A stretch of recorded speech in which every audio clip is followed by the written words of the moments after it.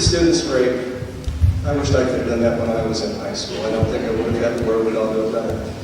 On behalf of the Legislative Advocacy Committee, I'd like to thank all of you for sharing your time with us this afternoon and sharing our passion, which we hope will be your passion as well, and you're here, so I assume that it is.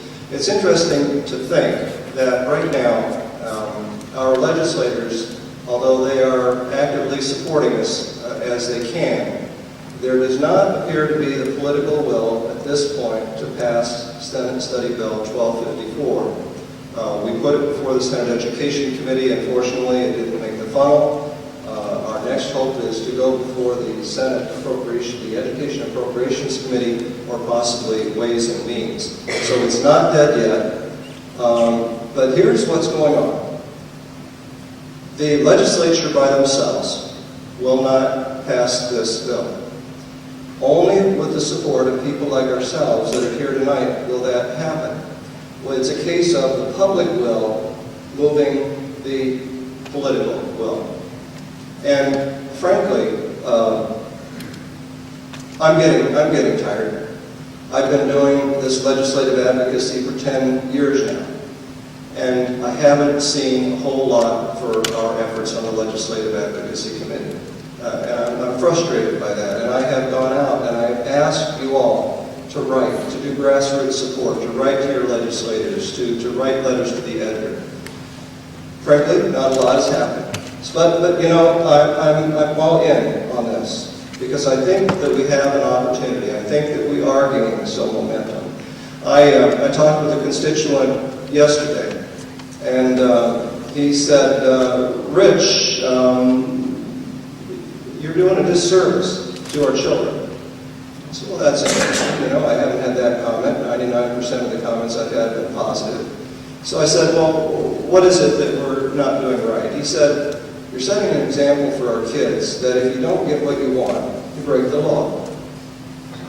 I thought about that. It's not unreasonable. We all want to be good role models for our kids. But then I started to think, and I told him about, well, what about the Boston Tea Party? What about Mahatma Gandhi?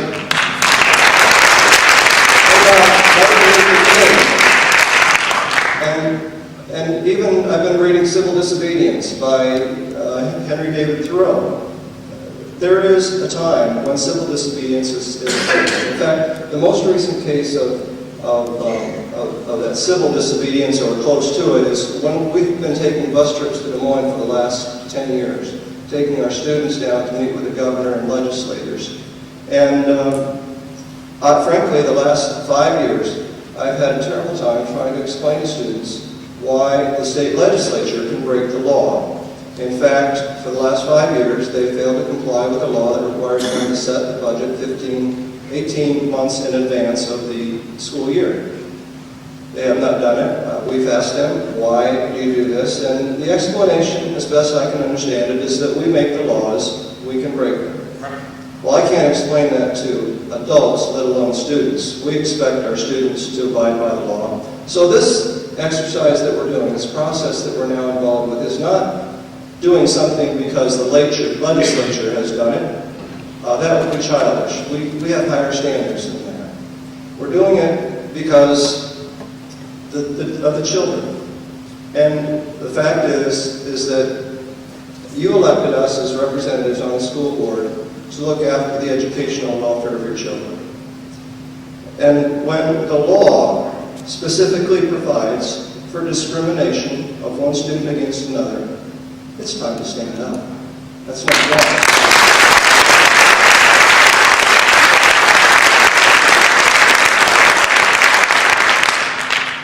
So we have a superintendent who has vowed to break the law if necessary. We have a board that has offered to support him in that. We've had the Department of Education that has sent a shot over the bow that school board members are in dire straits of being criminally prosecuted. But we're standing up to that because this is the time to make it happen. This is the time to do it because it's about our children. So we're in it. We're all in it.